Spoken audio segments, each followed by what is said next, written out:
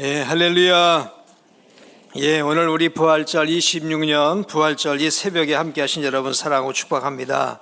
자, 한번 우리 인사해 보실까요? 자, 앞에 있죠? 우리 이렇게 한번 오른손 한번 드시고 부활을 믿고 부활을 살아납시다. 할렐루야 하고 한번 외쳐보겠습니다. 시작. 부활을 믿고 부활을 살아납시다. 할렐루야. 우리 하나님께 영광의 박수 올려드리도록 하겠습니다. 자, 우리 여러분 받으신 교환을 한번 보시고요. 성경 말씀 고린도전서 15장 20절 22절 말씀 우리 함께 합독을 하도록 하겠습니다. 자, 읽겠습니다. 그러나 이제 그리스도께서 죽은 자 가운데서 다시 살아나사 잠자는 자들의 첫 열매가 되셨도다. 사망이 한 사람으로 말미암았으니 죽은 자의 부활도 한 사람으로 말미암는도다. 사망 안에서 모든 사람이 죽은 것 같이 그리스도 안에서 모든 사람이 삶을 얻으리라. 아멘. 우리 드려진 예물 위해서 잠시 기도하겠습니다. 하나님 아버지 감사합니다. 우리 2026년도 이 부활절, 이 부활의 새벽에 저희들을 깨워서 막 이제 마리아와 같은 심정으로 주의 전에 나와 예배하게 하시오니 감사드립니다. 우리의 예배를 영광받아 주시옵소서. 이 시간 우리 부활의 무덤이 열리는 귀한 또 퍼포먼스를 통해서 우리 큰 감동 주셔서 감사합니다. 또 귀한 예물 드려 우리 하나님 앞에 헌신합니다. 이 모든 마음의 중심을 받아 주시옵시고 오늘 우리의 부활을 향한 믿음이 더 확고해지는 시간 되게 도와 주시옵시고 어떻게 우리가 부활을 삶 속에서 살아낼 것인지 결단할 수 있는 이 새벽 되도록 성령 하나님 역사하여 주시옵소서. 예수님의 이름으로 감사하고 축복하며 기도드리옵나이다. 아멘. 할렐루야. 오늘 부활이라는 제목이죠. 11번째 시간입니다. 우리 특세의 마지막 시간이고 오늘 정말 이 부활절에 우리의 모든 믿음의 요소들이 다시 살아나는 역사가 일어나게 되길 축복합니다. 부활이라는 이 단어가 의미가 그렇죠? 다시 살아남입니다. 자, 그래서 2026년 부활의 새벽에 우리 모든 것이 다시 살아나게 되길 축복합니다. 믿음도 살아나고요, 소망도 살아나고요, 처음 사랑도 살아나고요. 이번에 주제처럼 성령의 9가지 열매가 우리의 삶 속에서 살아나게 되길 축복합니다. 부활은 우리를 죄와 사망에서 해방시켜 버리시고 그래서 우리가 잃어버린 하나님의 형상을 회복해서 영생을 얻도록 새 생명을 주신 새 창조의 역사인 줄로 믿습니다. 우리 기독교 신앙의 핵심입니다. 그렇기 때문에 오늘 우리가 이 부활에 대한 이 믿음이 좀 희미해서는 안 됩니다. 이 사실이 너무너무 뚜렷해져야 될 줄로 믿습니다. 그리고 이 부활에 대한 믿음이 우리의 인격과 또 우리의 정신과 삶 속에 적용되어져서 부활의 삶을 살아낼 수 있어야 될 것입니다. 자, 그래서 첫 번째는요, 우리가 부활을 믿어야 하겠습니다. 아멘. 예수님의 부활을 왜 이렇게 강조하는 것입니까? 오늘 예수님의 이 부활 때문에 이 새벽부터 왜 우리는 이 야단법석을 떨고 있는 겁니까? 우리뿐 아니죠. 전 세계가 이 부활절을 기념하는 이때에 다 새벽같이 일어나서 주님이 부활하셨다고 외치고 이 부활을 전하고 이 부활절에 휴가도 주고 하면서 이 부활절에 초점을 맞추고 있단 말이죠. 2000년 전에 부활하신 예수님의 부활이 왜 이렇게 중요한 겁니까? 초대교회 성도들은 이 부활에 왜 목숨을 걸고 부활의 복음을 전하다가 순교를 당하기도 했습니까? 이유는 단 하나입니다. 우리 믿음의 뿌리인 것입니다. 믿음의 근거인 것입니다. 이 부활신앙이 무너진다고 한다면요, 혹시 우리가 부활신앙이 사실이 아니라면 우리 어떻게 되는 것일까요? 우리의 믿음은요 속빈강정입니다. 아무런 희망도 찾을 수 없는 것입니다. 만약 부활이 사실이 아니라면 세상에서 고린도서에 있는 말씀대로 우리는 가장 불쌍한 사람인 거예요. 왜 그렇습니까? 평생 사실이 아닌 썩은 동아줄을 붙잡고 살아간 것과 같은 것과 같기 때문에 그렇죠. 거짓에 속아서 평생을 산 존재가 바로 오늘 우리이기 때문에 부활이 사실이라면 우리는 세상에서 가장 불쌍한 것입니다. 그리고요, 부활이 믿어지지 않는다면, 우리 부활이 믿어지지 않는다고 하면 우리는 교회 생활은 하나의 그냥 공동체 안에서 서로 사람과 사람 사이에 교제하고 힘을 얻고 위로받고 격려하는 이것뿐이지 구원받지 못합니다. 여러분, 부활이 믿어지지 않는다면 구원받지 못하는 거예요. 그래서 부활은 사실이어야 되고 부활은 반드시 믿어져야 될 줄로 믿습니다. 그래, 부활이 믿어져야 우리가 남에게 전할 수 있고요, 그리고 부활을 소망하면서 삶을 살아갈 수 있는 줄로 믿습니다. 그래서 오늘 한번 여러분 이 새벽에 나오셨습니다마는 정말 나는 부활을 믿는가? 다시 한번 마음속에 한번 점검해 볼 수 있는 그런 시간이 되어야 할 줄로 믿습니다. 자, 그래서 이 부활의 확실한 증거를 우리가 잡아야 되겠는데요, 이 부활의 첫 번째 증거는 바로 예수님께서 부활의 첫 열매가 되셨다라는 사실입니다. 아멘. 여기저기 이런저런 증거를 잡을 수 있겠는데요, 가장 중요한 것은요, 예수님이 부활의 첫 열매가 되셨다라는 거예요. 오늘 22절 말씀처럼 이제 첫 열매가 되셨다는 것입니다. 생명의 첫 출발이 예수님으로 말미암은 것입니다. 아담으로 인해서 우리 육신의 생명이 시작이 된 것처럼 마찬가지로 예수 안에서 새 생명이 시작되었다는 것입니다. 이 새 생명이라는 건 바로 뭘까요? 부활을 말하는 것인데 우리가 장차 예수님처럼 된다는 것입니다. 예수님처럼 된다는 것입니다. 그럼 예수님께서 부활하신 후 어떻게 되셨죠? 부활하시기 전에는 예수님도 피곤하셔서 주무셔야 했고요, 시간과 공간과 이 연약함 안에 갇혀 계셨었잖아요. 그러나 죽으시고 부활하시면서 어떻게 되셨습니까? 그 몸은 썩을 몸이 썩지 않을 몸이 된 줄로 믿습니다. 육의 몸이 영의 몸으로 변화된 것입니다. 그래서 문이 닫혔는데도 문을 열고 들어가시기도 하시고요, 어찌 보면 누가 축지법을 썼느냐고 말하는데 시간과 공간의 제약을 받지 아니하시고 활동하실 수 있는 그런 분이 되신 것이죠. 고린도전서에 이렇게 말씀하고 있습니다. 우리 이제 있는 거 한번 보실까요?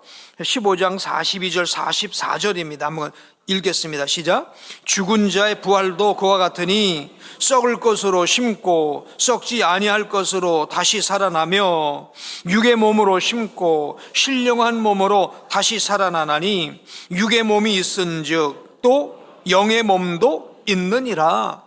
육의 몸이 있는 것처럼 영의 몸도 있다라는 거예요. 이 육의 몸이 영의 몸으로 변화된다는 것입니다. 52절 53절은 또 뭐라고 말씀합니까? 시작. 나팔 소리가 나매 죽은 자들이 썩지 아니할 것으로 다시 살아나고 우리도 변화되리라. 이 썩을 것이 반드시 썩지 아니할 것을 입겠고 이 죽을 것이 죽지 아니함을 입으리라. 이 썩을 것이 썩지 아니함을 입고 이 죽을 것이 죽지 아니함을 입을 때에 사망을 삼키고 이기리라. 기록된 말씀이 이루어지리라. 와, 부활이라고 하는 게 그저 우리의 삶이 조금 변하는 게 아니라 이 어마어마한 사실을 믿는 것입니다. 이 사실의 첫 열매가 바로 예수 그리스도이신 줄로 믿습니다. 그래서 이 어마어마한 이 부활을 저 서구 기독교는 그래서 믿지를 못해요. 심지어 어떤 목사도 믿지를 못한다고 이제 믿지 못한다는 이야기들을 할 정도로 이 부활이라고 하는 것은 상식적으로 이성적으로 믿을 수가 없어요. 그래서 성령 하나님을 만나야 돼요. 그래야 그 성령 하나님께서 우리 안에 확실한 증거를 허락해 주시는 줄로 믿습니다. 그리고 이 사실을 그냥 믿으려고 애쓰는 게 아니라 이게 믿어져야 되는 거예요. 안 믿어지는데 믿으려고 애쓰는 게 아니라 안 믿을 수가 없어서 믿어질 수밖에 없는 이 믿음으로 오늘 우리 안에 부활신앙이 자리 잡아야 될 줄로 믿습니다. 부활을 좀 설명해 본다면 이렇게도 설명해 볼 수 있을까요? 태아가 뱃속에서 코로도 숨을 쉬지 않고 입으로도 먹지 않지 않습니까? 그러나 한순간 응애하고 태어나는 순간 어떻게 돼요? 예? 갇혀있던 곳에서 자유롭게 될 뿐만 아니라 태로 먹던 것을 입으로 먹고요, 태로 숨을 쉬던 걸 코로 숨을 쉬면서 한순간 변화되지 않습니까? 응애하는 순간 한순간 변화되는 거예요. 오늘 우리의 썩을 몸이 이제 썩지 않을 몸으로 변화될 때도 한순간 변화될 거라고 생각해요. 와, 이 세상이라고 하는 이 뭔가 지금 내가 뭐 마음은 뭐 100m를 뛸 것 같은데 이게 뛰어집니까? 안 뛰어져요. 뭔가 갇혀있는 우리, 죽음의 사슬에 갇혀있고 저주에 갇혀있는 우리가 한순간에 호련히 변화될 줄로 믿습니다. 한순간에 변화되는 거예요. 이게 하나님의 창조의 능력 안에서 이렇게 되어질 줄로 믿습니다. 이 부활을 여러분 믿게 되기를 축복합니다. 어떤 사람은 죽어서 저 땅속에 묻혀있는 사람도 있고, 어떤 분은 죽어서 한 줌의 재가 돼갖고 저 보관되어 있는 분도 있고, 어떤 분은 바닷속에 빠져서 어디서 죽었는지도 몰라. 시체가 어디 있는지도 몰라요. 몽골 같은 데는 시체를 갖다가 산더미에 갖다 놓으면 과거 그랬다고 그러죠. 새들이 와서 짐승이 와서 다 먹어버렸어요. 자연으로 돌아가게 만들었다고 그래요.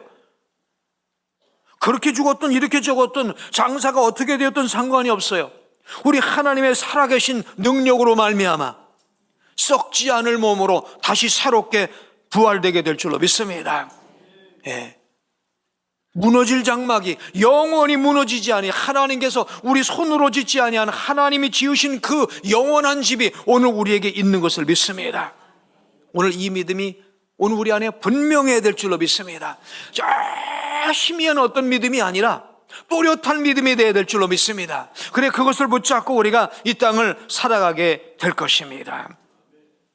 그러므로 부활은 놀라운 부활입니다. 근데 이 부활이 누구의 부활입니까? 나의 부활인 거예요. 나의 부활. 할렐루야. 자, 그래서 이 부활을 먼저 믿어야 되고요, 이 부활을 살아야 될 것입니다. 이 부활을 믿는 믿음을 어떻게 그럼 삶으로 살아낼 수 있을까요? 부활이 우리의 소망이 되어야 될 줄로 믿습니다. 부활이 소망이 되어야 될 줄로 믿습니다. 이 말은요, 땅에서의 삶을 포기하거나 무질서하게 살라는 게 아닙니다. 먹든지 마시든지 무엇을 하든지 그 삶의 초점이 누구에게 둬야 된다고요? 하나님 나라에 소망을 두라는 거예요. 가령 마라톤 선수가 이제 삶의 초점을 어디에 둘까요? 먹는 것도, 마시는 것도, 운동하는 것도, 무엇 하나 하는 것도 다 거기에 초점을 두어서 하더라고요. 그런 것처럼 우리의 삶은 하나님 나라에서 영생을 얻어 부활하게 될 여기에 초점을 두고 살아가야 될 줄로 믿습니다. 우리는 죽습니다. 태어나 생명을 시작했다는 것은요, 이미 죽음을 향해 가고 있다는 거예요. 갓 태어난 출생아라도요, 신생아라도 죽음을 향해 가고 있다고 하는 거예요. 우리 생명이라고 하는 건 죽음과 결합된 생명이에요. 그래서 이 생명이라고 하는 것은 정말 연약한 거예요. 그래서 오늘 우리는 이 썩을 양식, 꼭 썩을 생명을 위해서 살지 않아야 됩니다. 썩을 생명이 우리의 삶의 목표라면 가장 불쌍한 자가 되는 거예요. 우리는 썩지 않을 양식을 위해서 살아야 될 줄로 믿습니다. 하나님 나라에서 얻게 될 그 영원한 그 나라를 바라보며 우리가 먹든지 마시든지 무엇을 하든지 살아가야 될 줄로 믿습니다. 신기루 같은 세상에 현혹되지 말고, 신기루 같은 세상에 현혹되지 말고. 저도 이제 머리요, 정수리 머리가 자꾸만 빠져나가요. 이런 걸 빠져나가는 것을 보면서 그런 생각이 들어요. 이게 바로 하나님 앞에 설날이 점점 가까우고 있다라고 나한테 사인을 주고 계시는 거로구나. 어떤 데 이 허리가 마음대로 안 돌아가요. 이런 걸 보면서 아이고, 이게 안 되는구나. 이 썩을, 이 육신의 그릇이라고 하는 거는 아무리 운동을 해도 아무리 뭐 좋은 걸 먹어도 이게 안 되는 거로구나. 우리가 바라봐야 될 것은 하나님 나라인 줄로 믿습니다. 자, 부활을 산다라고 하는 것은 하나님 나라를 소망하고 사는 것이고요. 두 번째로는요, 부활을 사는 것은 한번 외쳐보실까요? 부활의 복음을 전하는 것입니다. 그렇습니다. 내가 얻은 이 영원한 생명이 나를 통해서 다른 사람에게로 흘러가는 것을 말하는 것입니다. 부활의 복음을 전해야 돼요. 믿든지 믿지 않든지, 미쳤다고 하든지 말든지 상관없이 우리 입을 열어서 부활의 복음을 전해야 될 줄로 믿습니다. 그리고 사랑으로 이웃을 섬겨야 합니다. 사랑으로 이웃을 섬긴다는 것은 성령의 9가지를 열매를 맺으려는 노력이 삶 속에서 일어나야 될 줄로 믿습니다. 예. 지난번에 그런 말씀 드렸지요. 성령의 9가지 열매는요, 불신자를 그리스도에게로 인도한다는 거예요. 우리의 삶에서 9가지 열매가 맺어지면 불신자를 그리스도에게로 자연스럽게 인도할 수 있게 될 줄로 믿습니다. 그래서 부활을 사는 것은 부활의 복음 전하는 거예요. 주님께서 부활하시고 나서 제자들에게 처음 명령하실 때 요한복음 20장 21절 23절 말씀 이렇게 말씀하셨어요. 한번 천천히 한번 읽어보실까요? 시작. 예수께서 또 이르시되 너에게 평강이 있을지어다. 아버지께서 나를 보내신 것 같이 나도 너희를 보내노라. 이 말씀을 하시고 그들을 향하사 숨을 내쉬며 이르시되 성령을 받으라. 너희가 누구의 죄든지 사하면 사하여질 것이요 누구의 죄든지 그대로 두면 그대로 있으리라 하시니라. 아멘. 부활하시고 나서 첫 말씀이 그거예요. 아버지께서 나를 보내신 것처럼 나도 너희를 세상에 보내겠다라는 거예요. 네? 그러면서 성령 받으라는 거예요. 그리고 아주 중요한 말씀을 하시는 거예요. 너희에게 세상 생명에 달려있다라는 거예요. 너희가 누구의 죄든지 사하면, 부활의 복음을 전하면 사여질 것이요 누구 죄든지 그대로 놔두면 그대로 있을 거라는 거예요. 미국 손에 전쟁이 간당간당하는 게 아니고요, 예? 뭐 어느 나라에 의해서 세상이 움직이는 게 아닌 것이죠. 오늘 우리가 부활의 복음을 전하느냐 전하지 않느냐에 따라서 그 영혼이 살기도 하고 죽기도 한다는 사실을 우리가 믿어야 할 줄로 믿습니다. 그러므로 이 생명의 복음을 전해야 될 줄로 믿습니다.